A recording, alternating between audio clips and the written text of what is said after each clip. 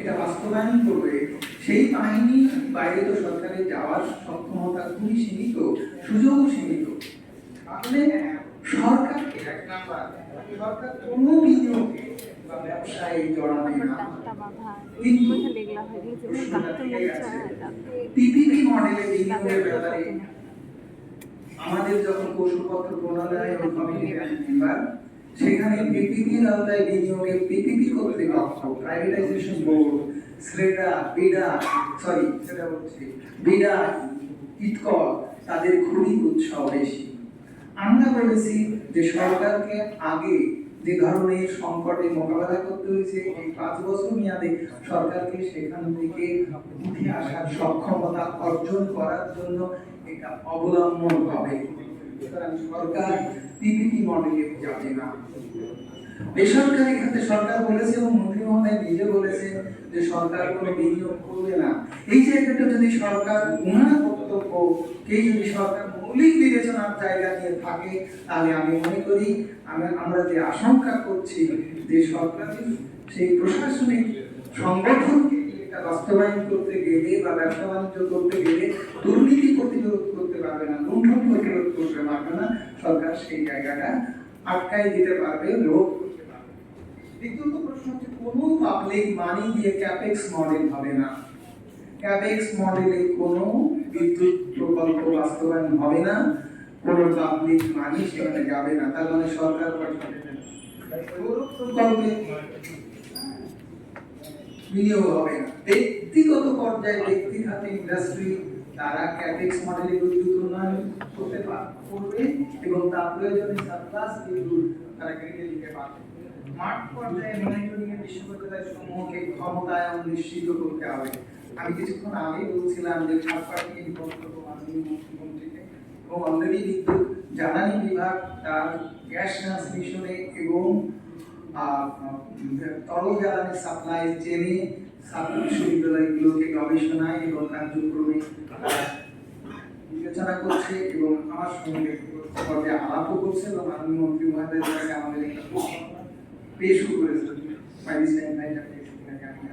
এখানে বিদ্যুৎ জ্বালানি বিভাগ অনেকখানি এগিয়ে গেছে এবং বিদ্যুৎ বিভাগও পাশাপাশি আরো অনেক গভীরে গেছে। আশা করি সরকারের মধ্যে এ ব্যাপারে সুনির্দিষ্ট ফোকাস আমরা দেখতে পাচ্ছি। এখন সফলতার সময় হচ্ছে। থার্ড হচ্ছে অনলাইন মনিটরিং প্ল্যাটফর্ম তৈরি এবং অপারেশন বিশ্ববিদ্যালয়ের সময়ের অংশগ্রহণ নিশ্চিত হতে হবে। আমরা বিশ্ববিদ্যালয়কে এখানে থার্ড পার্টি হিসেবে আনতে চাই।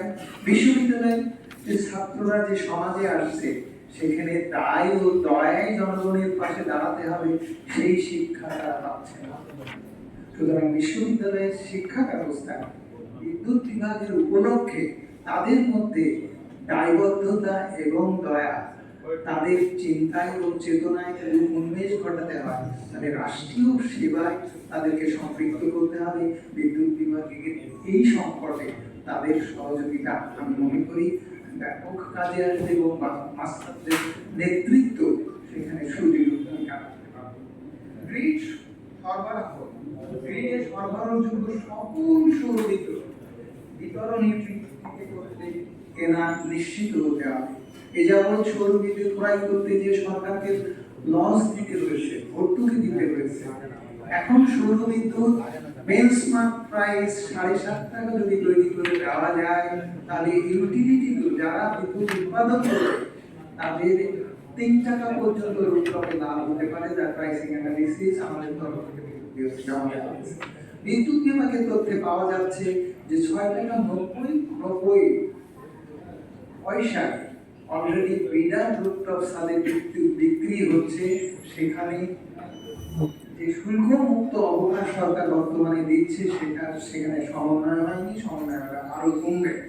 এই ধরনের প্রাইসিং যেখানে হয়ে গেছে ভিডিএমে, সেই জায়গাটা যদি আমরা যথাযথভাবে অ্যাড্রেস করতে পারি এবং সেখানে যে ব্যয় সাশ্রয়ী বিদ্যুৎ তৈরি হবে এবং সরবরাহ হবে, তাতে করে পাইকারি বিদ্যুতের রিজনেবল মূল্য কমে আসবে এবং সরকারকে বিদ্যুতের দাম যা নির্ধারণ করা হয়েছে ভর্তুকি সমন্বয় করেও যদি সরকার সাশ্রয়ী ওভারঅল বিদ্যুতের কৌশল গ্রহণ করে তখন দাম কমানোর প্রস্তাব নিয়েও সরকারকে আগাতে হতে পারে, এবং সেটা এই সরকারের মেয়াদে 2 থেকে 2.5 বা 3 বছরের মাথায়।